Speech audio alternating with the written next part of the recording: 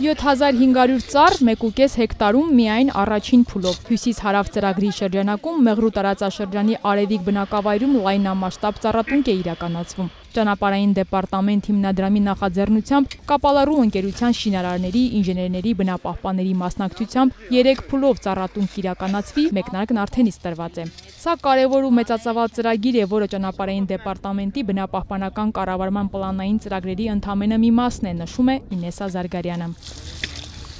Հաշվի առնելով, որ ծրագրի իրականացման շրջանակում հատվում են ծառեր,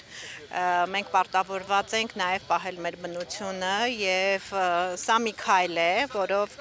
կարող ենք ինչ-որ մի մասը վերադարձնել բնությանը։ Սա շրջակա միջավայրի նկատմամբ պատասխանատու վերաբերմունքի մեկ դրսևորում է,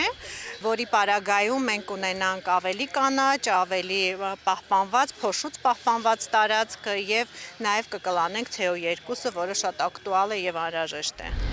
Մեղրիի Արևիկ բնակավայրի այս ամայի տարածքը համայնքն է տրամադրել 7500 պտղատու և դեկորատիվ ծառերը, որոնք ընտրվել են տեղանքի առանձնահատկությունները հաշվի առնելով, որոշ ժամանակ անց վեր կխոյանան տարիներ անց անտառի վերածվելով։ Արևիկը ընտրվել է որպես նախ հին հնատեղի, այստեղ բնակիչներ են եղել, բնակվել են ժամանակի ընթացքում, իսկ որպես ինչի է ընտրվել հենց Արևիկը, Արևիկը համարում է միջին գոտի, որտեղ ծառերը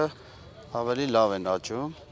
մենակ Արևիկը չի ընտրվել, Վարդանի ձորում ունենք մի քանի տեղ մենք հատկացրել ենք ծառուտունկի համար։ 2 տարի անց ծառերը մշտական պահպանության կհանձնվեն համայնքին։ Խաչատուր Անդրեասյանը ողջունում է ծրագիրը, հավելելով տնկիների խնամքը հեշտ չի լինի, բայց պատրաստ են ստանձնել այդ պատասխանատու գործը։ Գիտեք, որ Մեղրին ջրի խնդիր ունի, հիմնականում ռոկման հետ կապված հունիս, հուլիս, օգոստոս ամիսները ջրի լուրջ խնդիր ենք ունենում,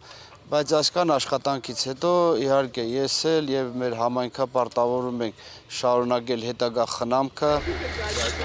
Փոսերի մինիմալ խորությունը պետք է լինի 50 սանտիմետր։ Ծառը տնկելուց առաջ, տեսնում եք, էտված է։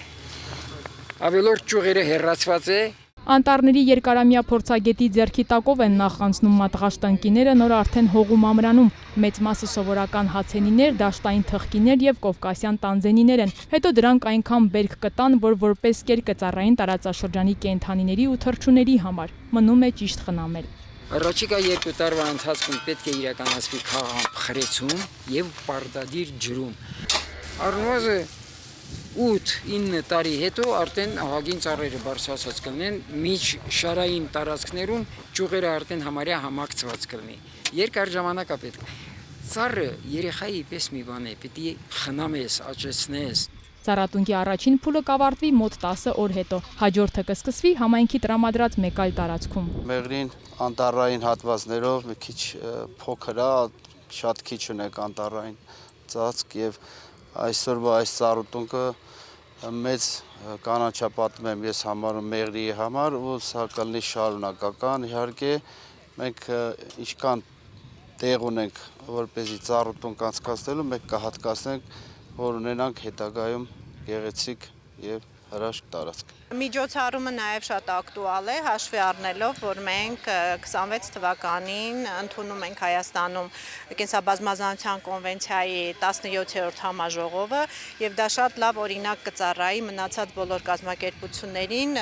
պատասխանատու վերաբերմունք ունենան բնության եւ շրջակա միջավայրի նկատմամբ։ Հերմինե Միքայելյան, Ռոբերտ Օհանջանյան, Սյունիք լուրեր։